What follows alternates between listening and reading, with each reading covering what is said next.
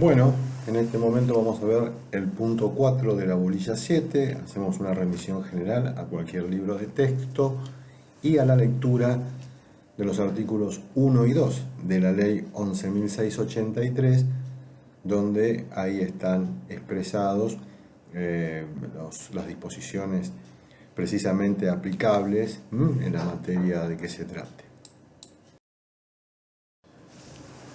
Así, de manera general, podemos ver que el artículo primero de la ley 11.683 ya nos da unas pautas de interpretación de las disposiciones de toda la ley 11.683 y hace mención, ¿verdad?, al fin, a la finalidad de las mismas y la significación económica.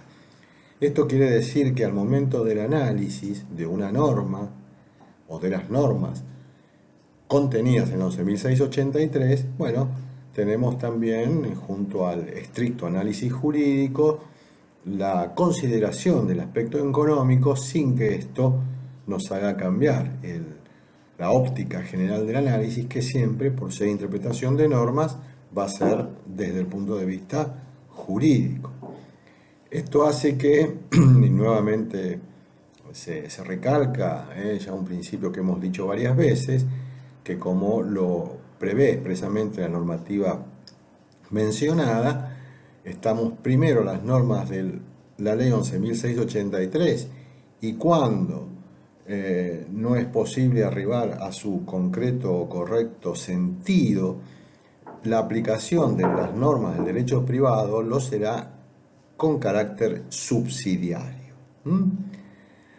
Aquí lo que queremos hacer mención ahora, cuando describimos esto de igualdad de trato en materia tributaria, es debido a una reforma legislativa operada por la ley 27430 a fines del año 2017, ¿verdad?, terminando el año, donde, si ustedes quieren, desde una óptica que podríamos definir genéricamente, ¿verdad?, de garantista, se agregó en la ley, se incorporó la mención al hecho que todos los contribuyentes con igual condición fiscal deben tener el mismo tratamiento y profundiza esta disposición haciendo referencia a la necesidad de que la AFIP, la Administración Federal de Ingresos Públicos, que es quien ejerce como autoridad de aplicación de la norma 11.683, publique el contenido de sus informes o dictámenes para que sea conocido por los contribuyentes.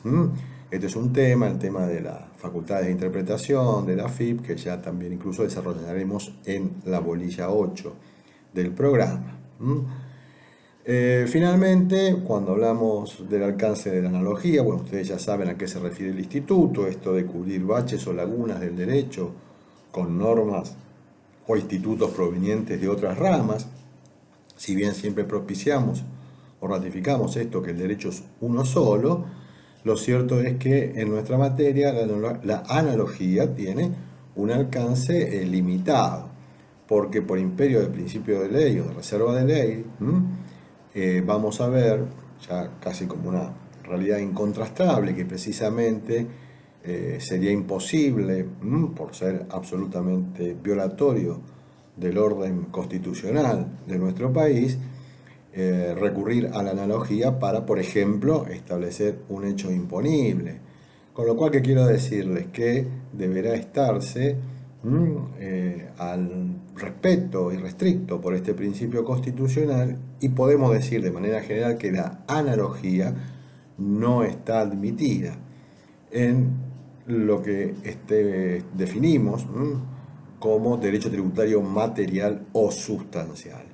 Sí, obviamente, chicos, es posible recurrir a cuestiones de analogía, ¿verdad?, en otras materias, en otras ramas de nuestro derecho tributario, como podría ser el aspecto procesal. Incluso en las normas hay remisiones al Código Procesal Civil y Comercial de la Nación, al Código Procesal Penal e incluso a la Ley de Procedimiento Administrativo.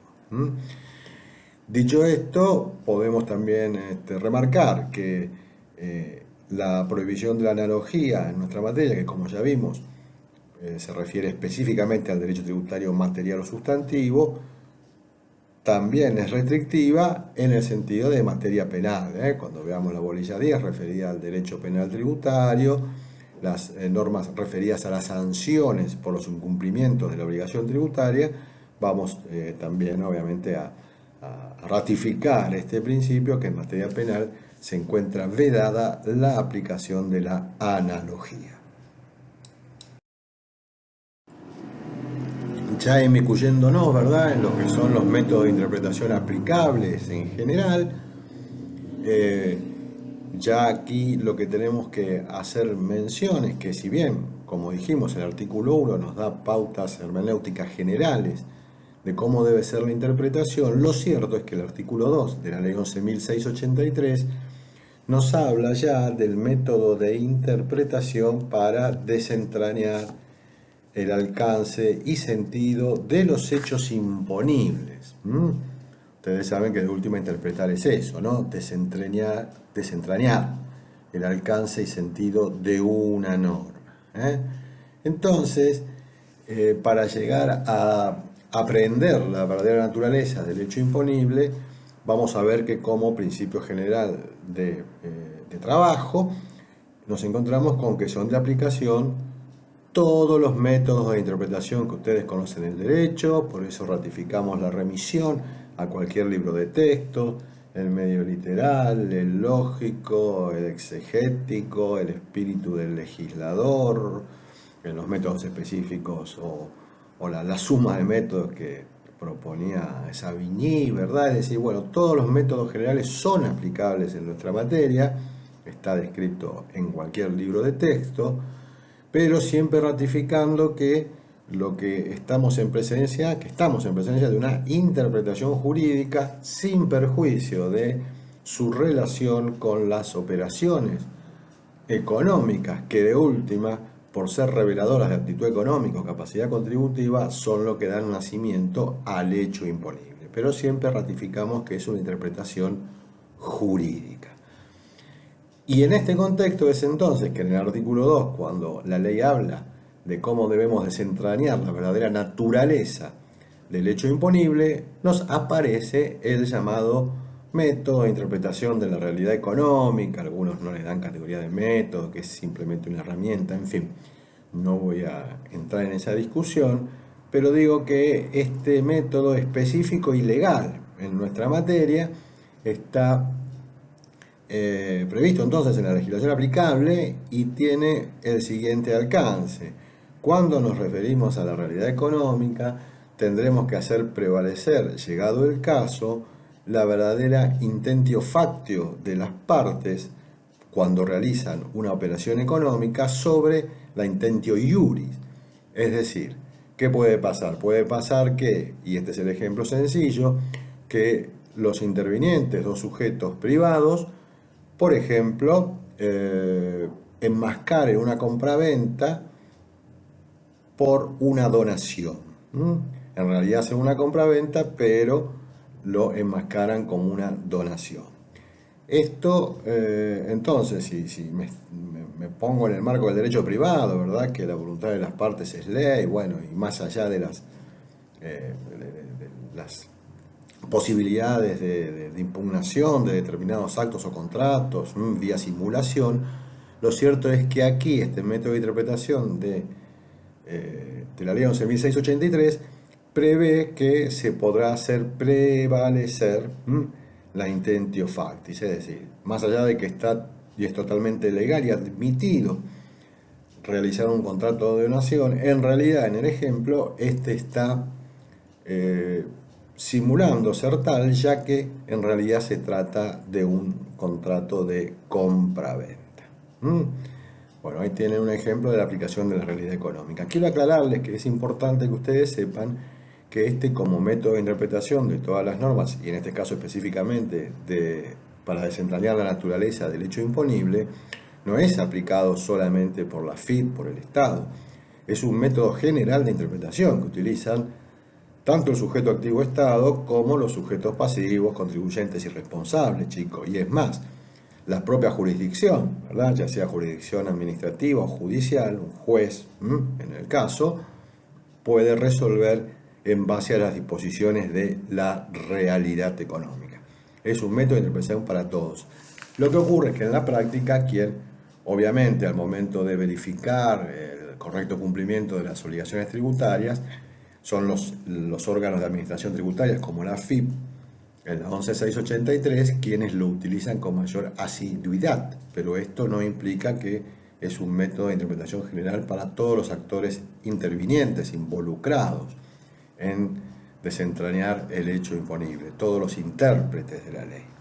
Quiero decirles además que esto de la realidad económica, esta mención a la realidad económica, con el alcance ya dicho, tiene recepción legal, tanto en norma del convenio multilateral, o por ejemplo en el caso del IVA, en el artículo 5 del IVA, si no me falla la memoria, ¿verdad?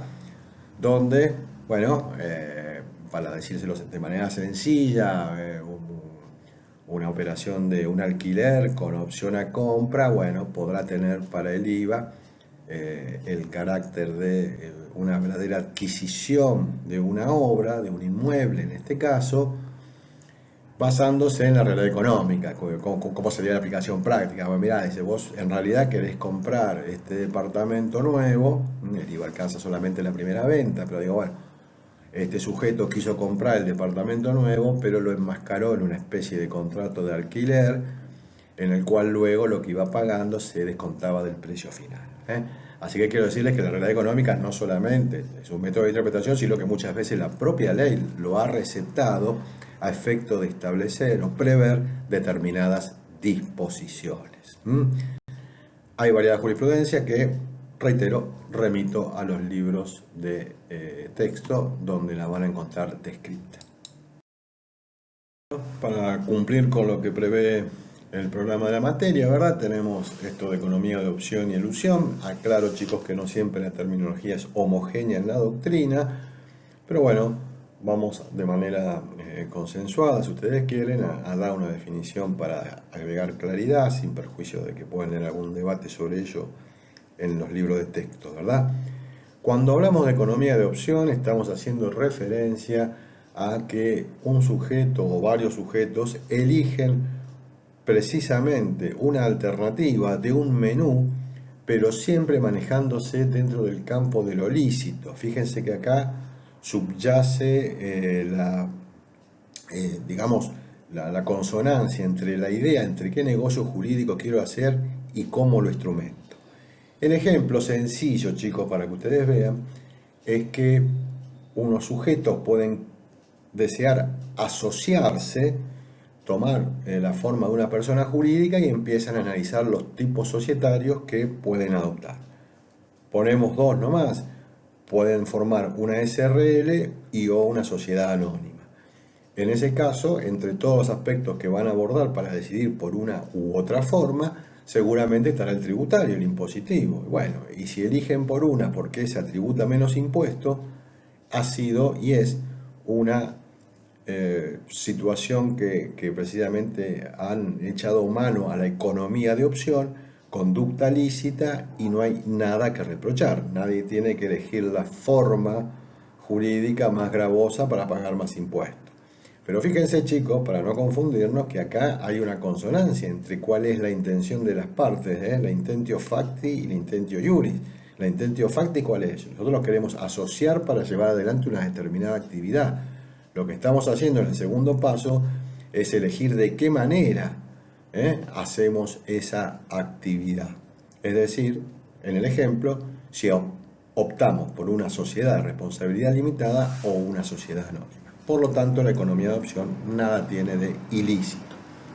Carácter que sí le otorgan respetada doctrina a la elusión, donde ya aquí la idea es producirle un perjuicio al erario, al fisco, al tesoro del Estado, y ya la elección que hago, la hago en el marco de lo ilícito, y esto sería entonces, bueno, el mismo ejemplo que les decía antes de realidad económica, ¿verdad? Es decir, el caso de la compraventa y la donación. Acá no coincide la intentio facti con la intentio iuris, y me estoy valiendo de un negocio o una figura totalmente válida dentro del derecho positivo para encubrir la real intención que tuvieron las partes. Por lo tanto, chicos, esto de economía de opción y elusión se mueve en un estrecho marco de consideración de las valoraciones sobre las actitudes, finalidades y concreciones que realizan las partes que intervienen en la operación o negocio económico, que luego va a quedar o no atrapada por un hecho imponible.